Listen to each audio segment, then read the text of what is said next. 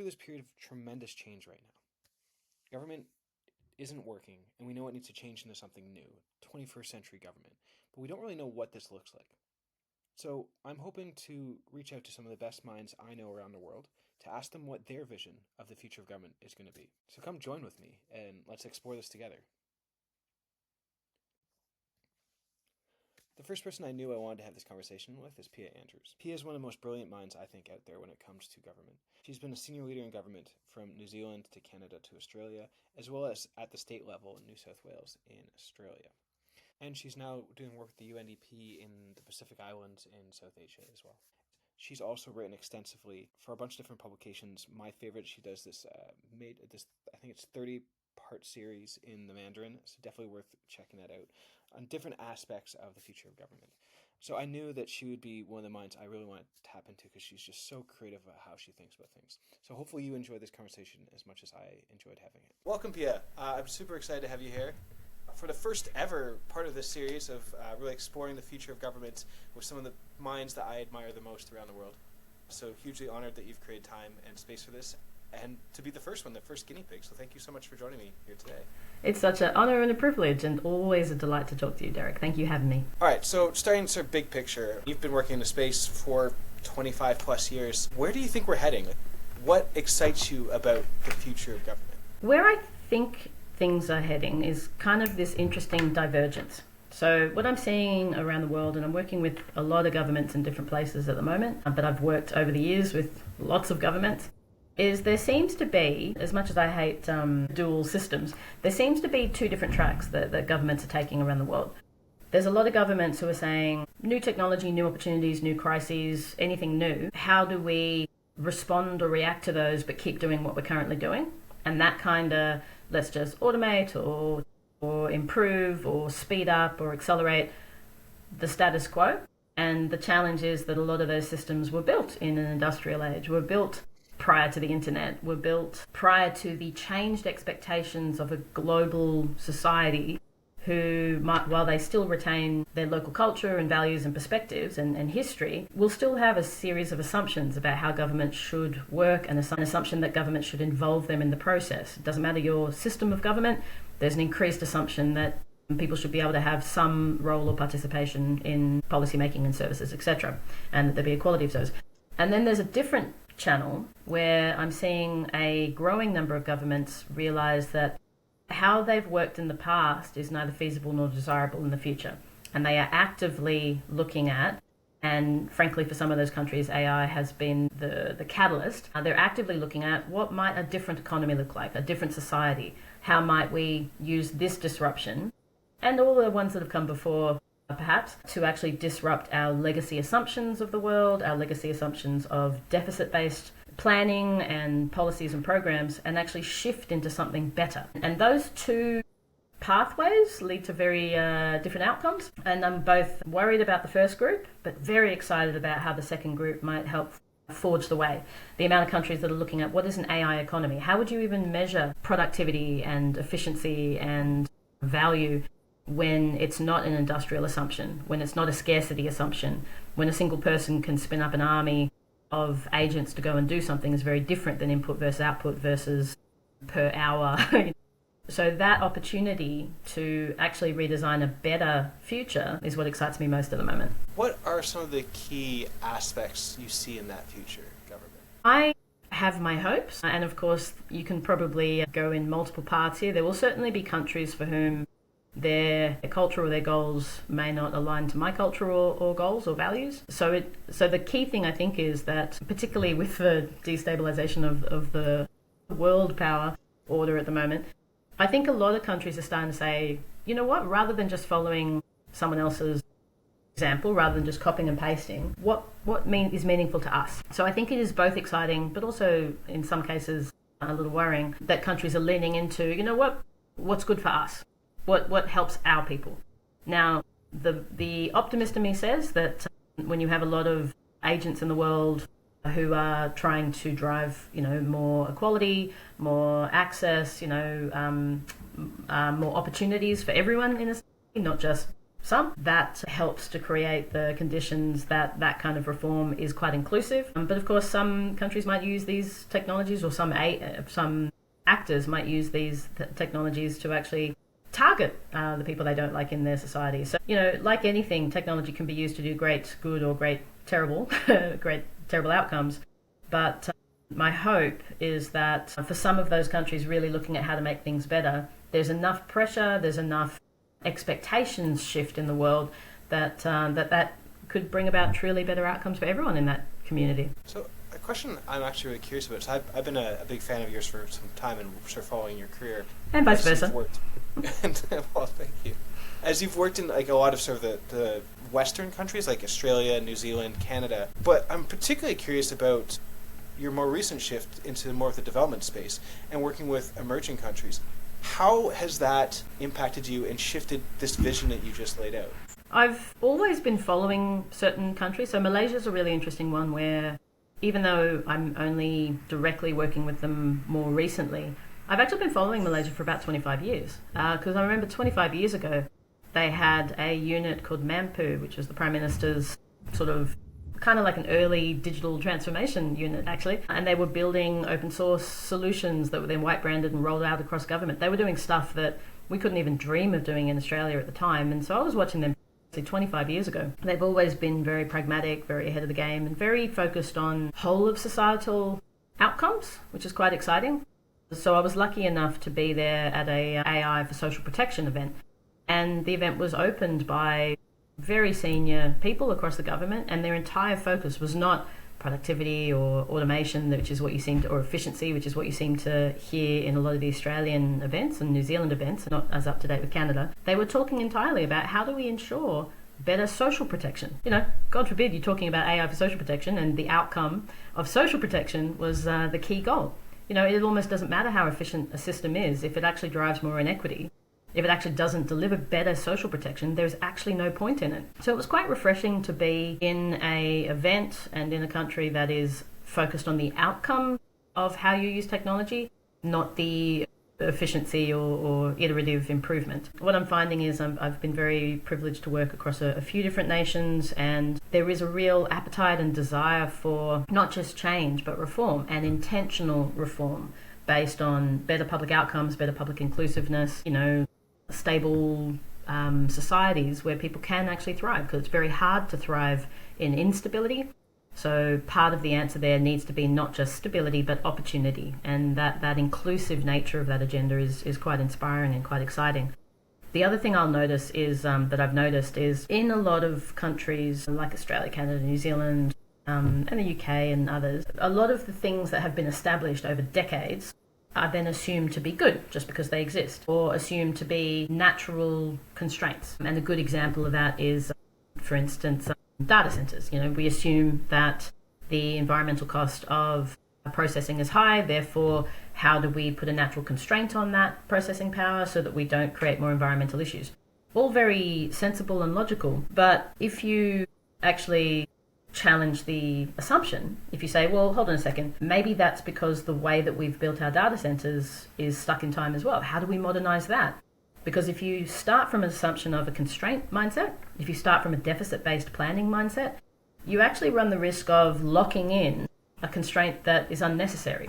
So if you look at what China's done with space-based data centers, what a few countries have done experimenting, and Microsoft experimented with sea-based data centers, if we could build data centers that don't create a huge amount of environmental impact, waste, huge amount of water and power, then suddenly that natural constraint in the economy can actually be shifted into a surplus opportunity. And then you don't have to constrain the productivity and the innovation. You can actually unleash it a little bit. So I guess what I'm saying is the difference I'm seeing is that a lot of the more developed countries, and I use that word very loosely because I think that that's not a particularly helpful way to frame this sometimes, but a lot of the countries that think of themselves as more developed are actually more happy to sit on their hands a little bit and just presume that the constraints are the constraints and work within them. And a lot of the countries who are rapidly evolving could very easily overtake because they don't, and in some cases have, I suggest, overtaken because they're not constraining themselves artificially. So, speaking of deficits, you co-wrote a book recently, The Expertise Deficit, and in it you talk about sort of this danger that a lot of governments have with it when it comes to developing and holding on to their expertise. What do you think's at stake with this, and how do you see this dilemma impacting that vision that you laid out? For sure. So The Expertise Deficit is a slightly cheekily worded book. We called it that because of the concept of deficit agendas but what the book is and what the title is trying to actually do is talk about the gap that has emerged between decision making and the expertise needed to inform it. So what the book does is it goes into the last sort of 40 years of history, and it does focus on Australia and to a lesser degree the UK, just because my co-author has a lot of experience in the UK government as well. But it is something that we've noticed in a few different governments, not all. It goes into the history of how we got to a point where expertise as a concept is undervalued, underappreciated, and actually perceived as something that is capped at a certain level of seniority. There is a presumption that above a certain level of seniority, you shouldn't be an expert anymore. You should just be a generalist. You should just be a manager, and the concept that you can't be an expert and a manager is quite a fascinating one, isn't it? So what the book does is it does three things. It lays out the history of how we got to a point where expertise became a dirty word and the implications of that. And of course, one of the implications of that is you end up with a lot of policy making without any expertise in the room. You end up with decision making without any experts in the room. And the fact is that you actually then have, when you have generalists making really big decisions, particularly at very senior levels, and they sort of don't want to engage the experts because experts by nature of the cap on levels will always be more junior to them. And, well, I can't ask someone more junior than me. I'll go and ask someone else. And so there's a lot of going out to more highly paid, consultants to get the answer when the expertise might actually be in their very own department, but the presumed superiority of seniority gets in the way of that engagement. And the challenge, and then the people with expertise sort of not engaged, and then they either leave or they stay but kind of just hold on for grim life and just trying to keep the engine going even if they're completely unappreciated. What the book then does, because there's no point just observing a problem and saying it's all terrible, the book then says, okay, what might good look like? Why is expertise so important and critical for credibility?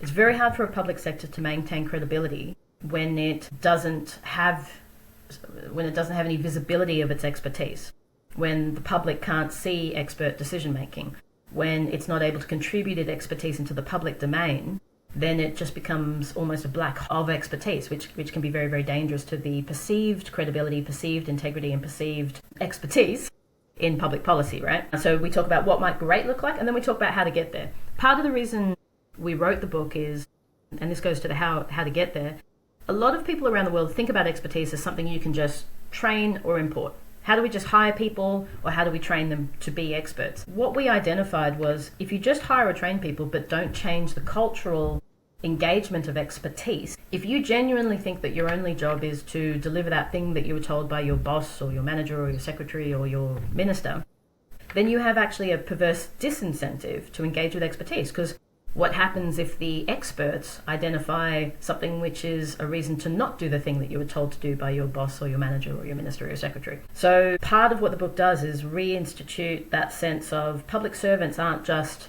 workers.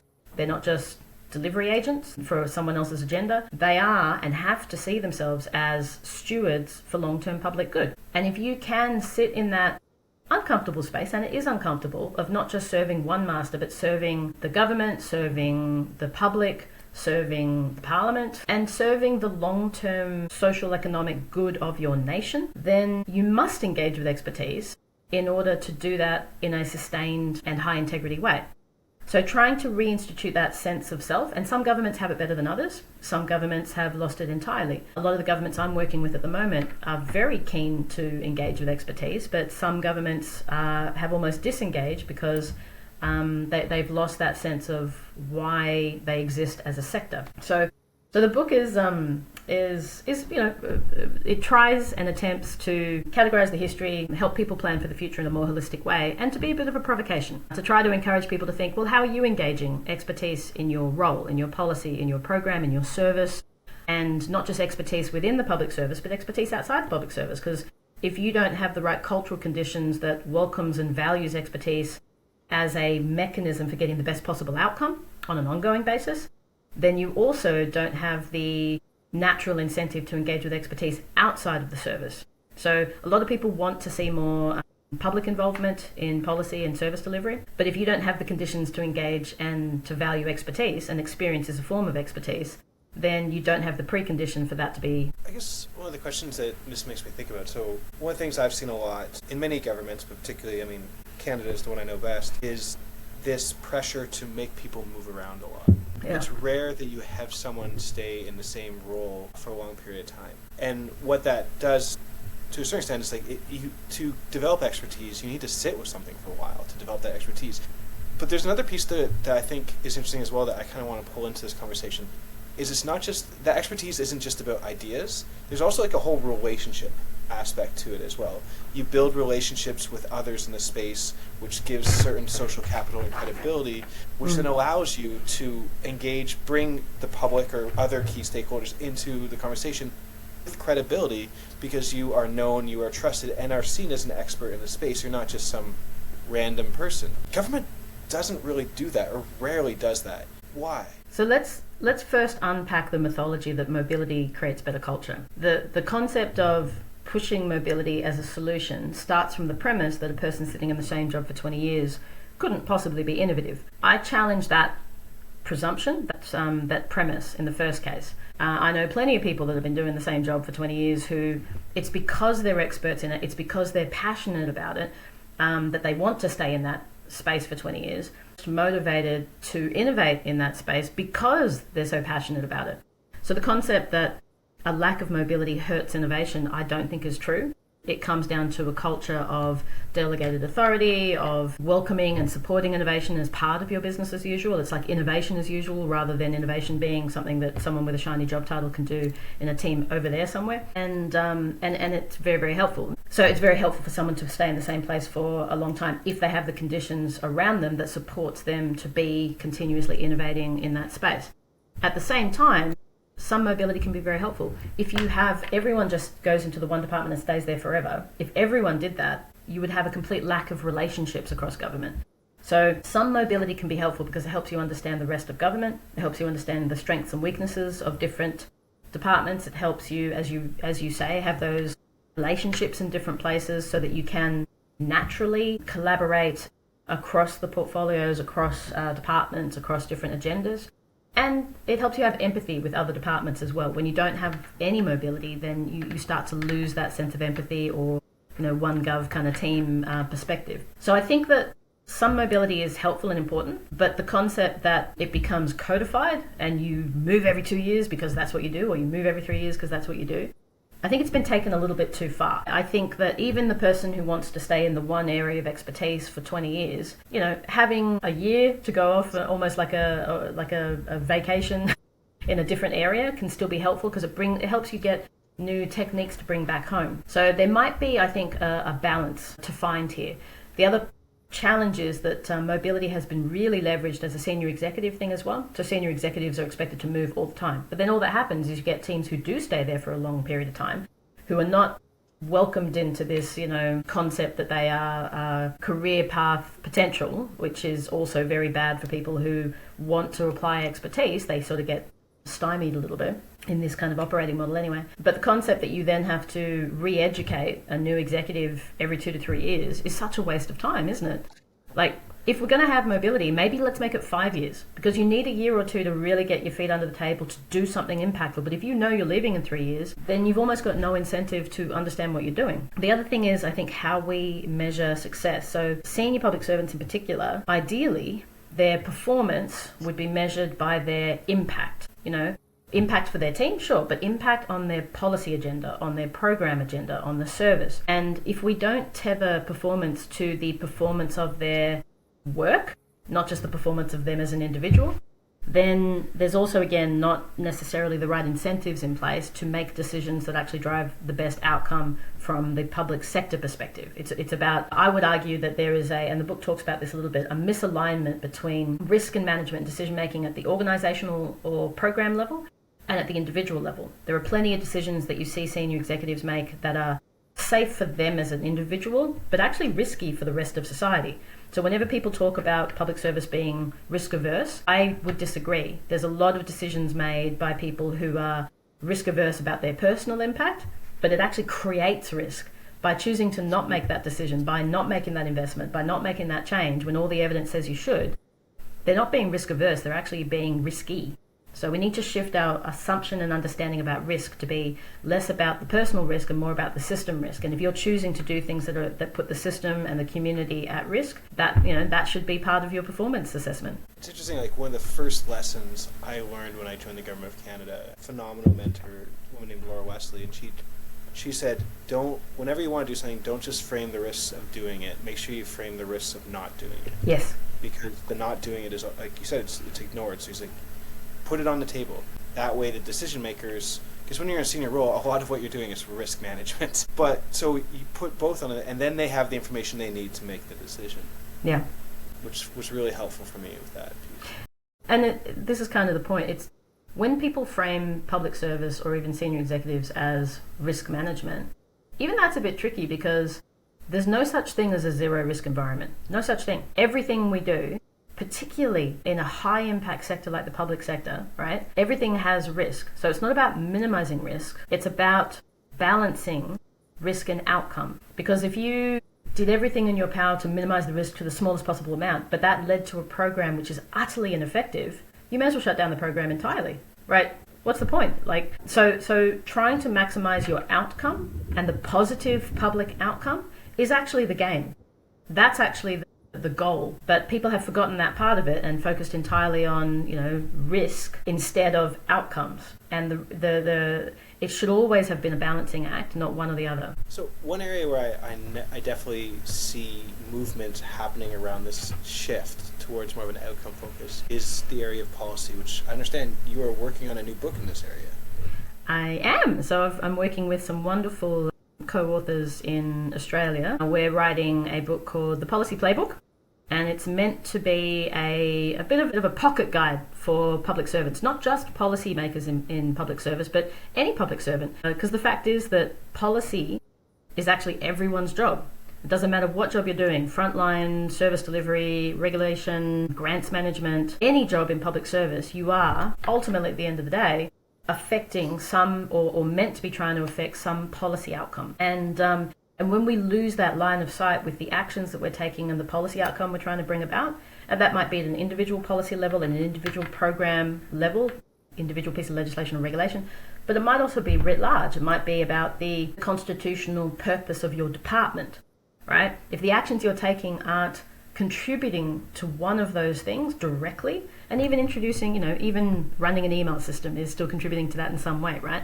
But if you can keep that North Star about the purpose behind what you're doing and the intent and impact that you're trying to bring about, it can affect everything, right? I was working in an apartment recently which had a very clear mission of prosperous, secure, and united community. Those three things. So everything we do, there's individual policy agendas all over the place, but you should be able to say which one or multiple of those three are you helping to bring about. So the policy playbook we're working on at the moment, we should hopefully have a version of it out in the public by the end of the year.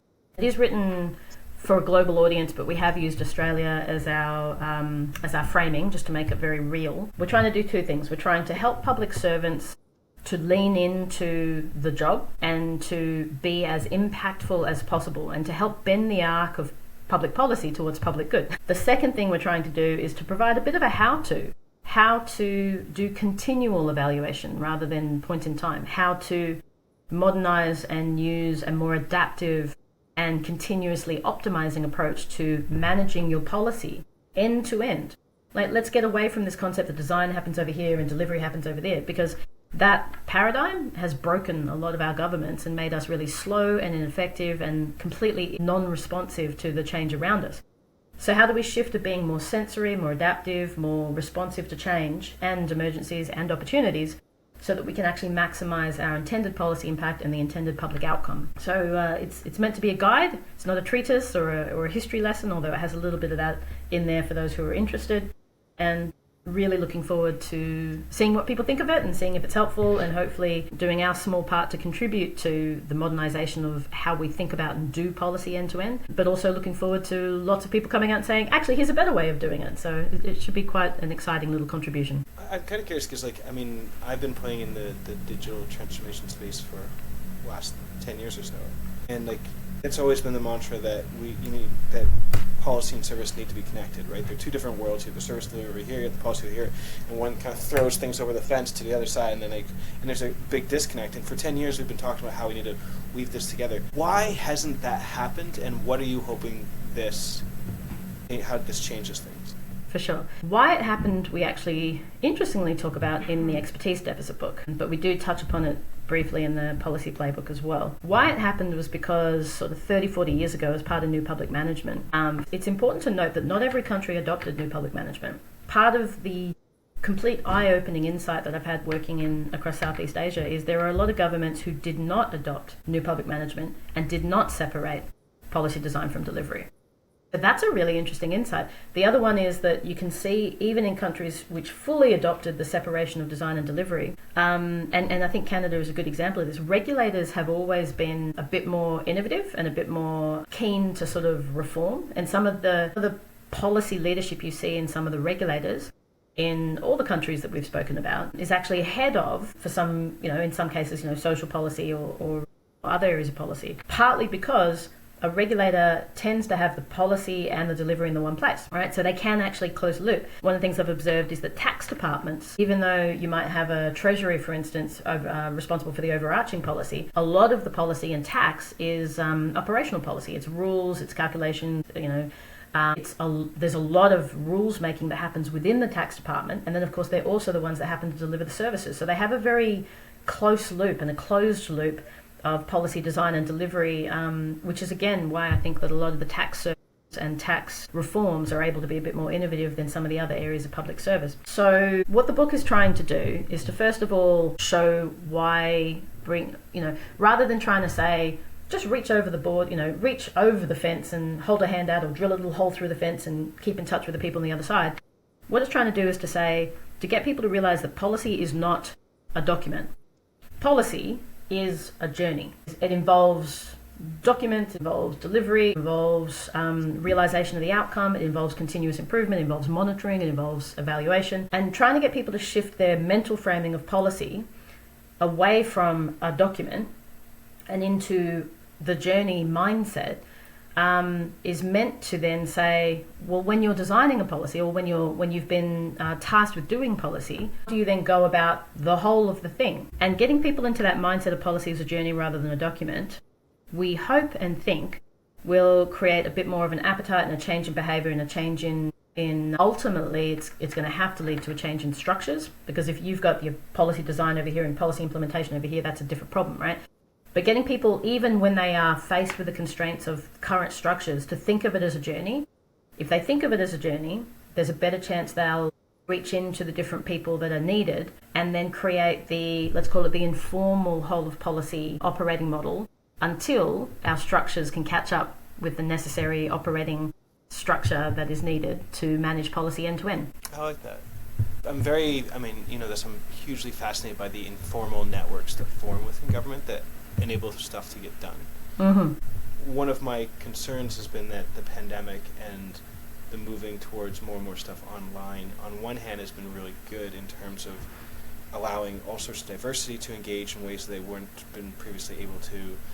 The workforce to move out of the capital cities and into all sorts of different parts of the country. But one of the things that has happened is it's also reinforced a lot of silos, and the informal social networks that happened over coffee and drinks and stuff has atrophied significantly in a lot of the countries that I've been most plugged into. And I know it's something I worry about, how do we bring back these informal networks that enable the type of stuff that you're talking about? I think that, well, first of all, again, let's go to the premise. The coffee network was always a strong informal network for people who like coffee. You know what I mean? So it was only ever a partial solution anyway, and it was quite exclusive of people who were not the sort of people who like to go out and have a coffee, right? So I think that we probably should not look too rosy glass-eyed pre-pandemic because there was a lot of exclusion of people who were not that way inclined. I think that some of those informal networks, the strongest informal networks are ones where people have not just a shared purpose, but also shared values. So one of my favorite informal networks is actually Govis in New Zealand. Because it's just a whole bunch. It started as a sort of IT people in government network, but it's grown. You know, they have people from policy, from design, from all aspects of government. It's just become this informal network of public servants who get together every month, who run a conference every year, and it's sort of by public servants for public servants. It's a really wonderful example of both the in-person and online and regular get-together. Informal networks need a pulse. Any sort of community management needs a pulse. The moment you lose the pulse, it dies. So having that regularity of something, even if not everyone comes all the time, is absolutely crucial, which is again where apolitical is a lovely driver for that, which is a good thing. But when it comes to informal networks, when people have a shared purpose and shared values, it's amazing what they will overcome. So, which is why part of the point of the book isn't just to give people tools, but to give them a different mindset, to help them adopt a more holistic mindset. It's when policy people think that once they've drafted the document, policy is done. It's exactly that actually leads to a lot of the rest of the fragmentation. If the people given the job of doing policy have a broader view about what it is and what it needs to be and who it needs to involve, then you naturally from the very start create a different center of gravity that can attract all the right sort of people. So yeah, we'll see how it goes, but there is, I think, particularly post-pandemic, a more of an appetite for adaptive policy, for the lessons that we learned about being able to do rapid policy change during pandemic, and the realization that we can't just wait for emergencies to have rapid policy. We need to keep a finger on the pulse, and that finger on the pulse means that when unexpected things happen, we need to be resourced in a way that allows us to continuously innovate, continuously monitor, continuously experiment with how to better get the policy outcome. So I want to shift gears slightly to a topic that you've written extensively about. In fact, I read a piece you just released recently on Apolitical about this idea of AI nation. AI is, we were talking a bit about it before we started this podcast about how disruptive AI is, both in positive and negative ways. Going back to the premise of this whole podcast series in the first place of the future of government, I think it's probably safe to say that AI is going to be a big part of that at this point. What does an AI nation mean to you, look to you, and how does it tie into that vision that you started with of this future government that's really focused on public good? The promise of digital transformation was always the transformation bit. Unfortunately, a lot of people and countries by extension focus too much on the digital bit. And so they just digitized what they had. And then they sort of went, we have an app equals transformation. And of course, the problem is that, again, if you just automate what you currently have, if you just digitize what you currently have, then you haven't actually transformed anything. You've just sped it up. AI, on one hand, is so overhyped that it's almost impossible to have a conversation without some people getting over enthusiastic and some people just rolling their eyes and walking away. So let me start by saying it's not just about AI. It's about the mass public use of Gen AI specifically is certainly creating a disruption and certainly creating change and certainly creating not just new opportunities, but really importantly, more threats, right? So a big part of an AI nation for me is at a national level, ideally with as much public and community participation as possible, strategic planning is critical. It can't just be what the tech bros all push around. Here's how you can just use AI in your current project or product or system or organization. There needs to be that national planning approach of how do we collectively activate the opportunities of, yes, there's the Gen AI bit, but of machine learning for public good, of what the digital public infrastructure that's needed, not just because of AI, but that's been needed for a long time that we've kind of ignored. Everyone got stuck on this, trifecta of digital identity, payment gateways, and data exchange as digital public infrastructure. But where's the legislation as code?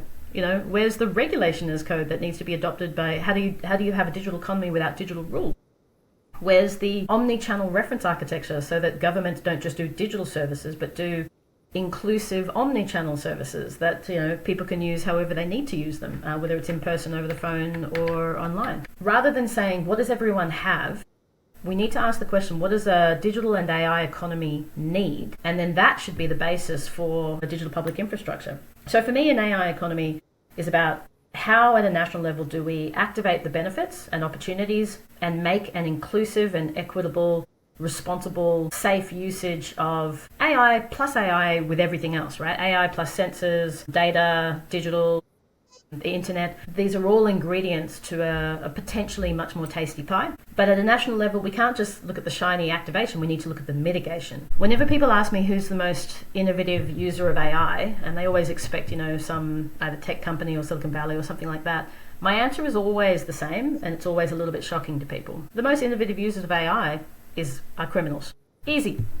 Criminals and bad actors. They have no regulatory compliance burdens. Any laws that you change never influences them, and anyone that thinks that creating some regulation will make AI safe is kidding themselves, because it will make AI safe for willing actors. But if criminals and bad actors followed the law, we wouldn't have any crime, would we? So the mitigation part is as important, and I would argue slightly more important. The use of AI to generate 1 billion different versions of malware to go after your critical infrastructure. The use of Gen AI to create misinformation, deepfakes, to manipulate people, to scam people, has created a huge uplift in funding for bad activities, right? Which then attack us again. So if we don't disrupt some of that misinformation, disrupt some of that flow of money, bad money, then we continue to have really terrible things happen. The fact that we've got kids and lonely people becoming addicted to AI companions, who then give them some really terrible advice, because it's not a companion at all, of course. AI is simply a patterns parrot, right? It just parrots back to you an existing pattern or a projection of a pattern. So if you're having a good day, it'll give you a good response. If you're having a bad day, it's going to give you a bad response. The fact that agentic AI is able to bypass traditional biometric requirements, because my agentic AI on my device is going to tell the service provider, yes, Pia passes the biometric test without me being involved in the process at all. So we need to reassess our assumptions about the world and make sure that we create the conditions and coordination and national response to the negative aspects of how this stuff is being used, either intentionally or unintentionally, to create some worse social fragmentation, manipulation, and attacks on people and infrastructure. So for me, an AI nation is one that's taken a mature approach to activation mitigation, and I think the 3 transformative ways that properly, particularly expert use of machine learning, actual application of data science that is mathematically robust by data scientists and data engineers. When you apply it well and effectively, there's 3 real opportunities. The first one is sensory, and Gen AI does play into this as well, because you can start to keep a finger on the pulse. As a new pattern emerges, one of the things that machine learning is really good at is identifying a pattern. So you can use these technologies to identify patterns as they emerge. AI won't know if it's good or bad, but it'll know that there's a pattern. So humans being notified that a new pattern has emerged in the administrative data, in the economic data, in the trade data, will give you an early indication that something good or bad is about to happen, and you can plan for that, you can respond to it, you can deal with it. So it helps us be more sensory, keep our finger on the pulse of many things simultaneously that we couldn't do before. It helps us augment the workforce, of course. We shouldn't be looking at automation, we should be looking at how can we use these tools to help expert people be more expert.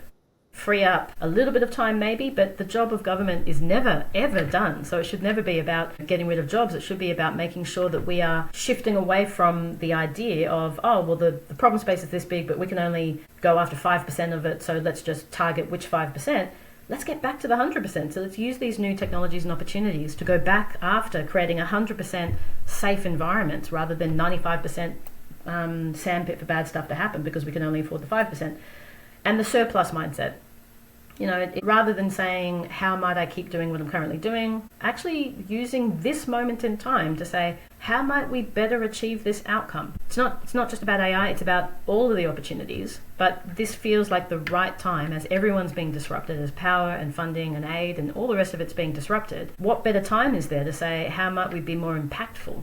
And some of these technologies, but probably more so the paradigm shift and mental model shift into a surplus-based planning approach might be an opportunity to truly transform our public institutions. So ultimately this series is for the next generation of public servants. And this is the generation that's now looking at the workforce, particularly in government, and being like, oh my God, AI is taking away my entry point into government. Because the jobs that governments are using right now to throw AI at are entry-level jobs that new public servants are coming into. How can this next generation equip themselves to be able to enter into this world that's emerging in front of them in a way that they can build a career and be part of this vision that you've been laying out?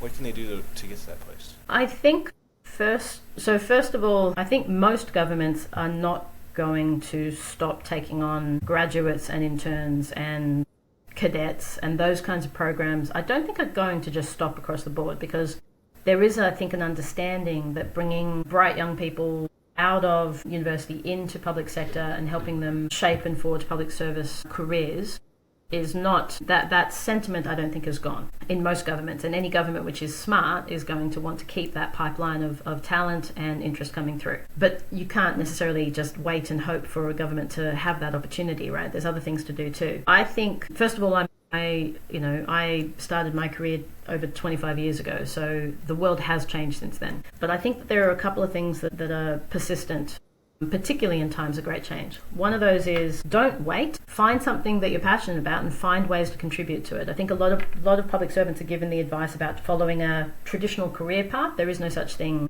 anymore, I would suggest. Finding a way to contribute to your passion is important. It might be working for a company, it might be working for a not-for-profit, it might be working for your university or working for your community hall or church or whatever it is that you have the ability to contribute to. And yes, everyone needs to pay the bills, so you need to find paying work, but find those little ways, particularly while you're young and before the extra time, of having family and all the rest of it. Find all those little ways that you can contribute to the bigger picture. I did a lot of volunteering work in my 20s, a lot, and that volunteering work combined with my professional work provided a bit of a portfolio, right? So being able to show, like, if you want to get into web development, don't wait for a web development job to come up and then have to compete with everyone else.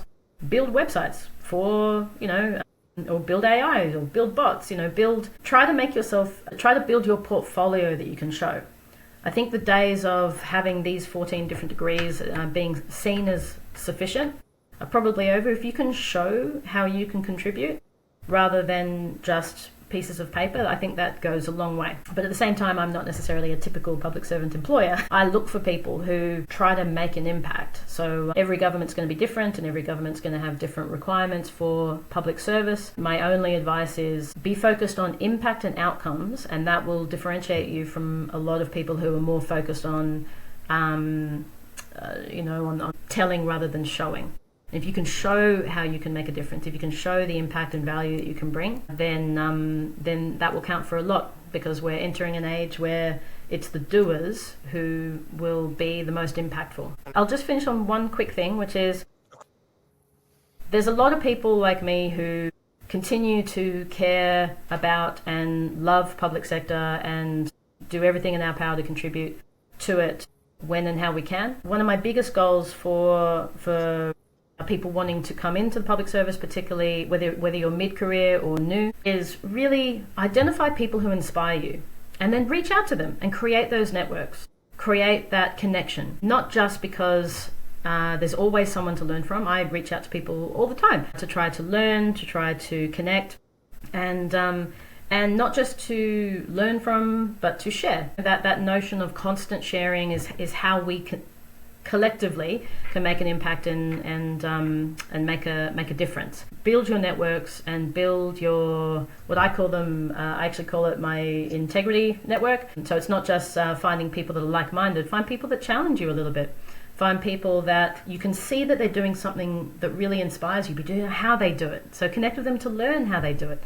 And that continuous learning to how to do things better and connecting with other people will be not just a way for you to be better and to contribute as well, but also it'll be the light when things get dark, which occasionally they do. So if anyone wants to reach out, probably LinkedIn is the best way to do that these days. But I'd really love to connect with anyone else who is on this journey so that we can share that journey together. Thank you so much, Pia. I really appreciate it. Thank you so much, Derek, and for your energy and for your time and for everything that you do in trying to help people drive better public sector reform. Really appreciate it.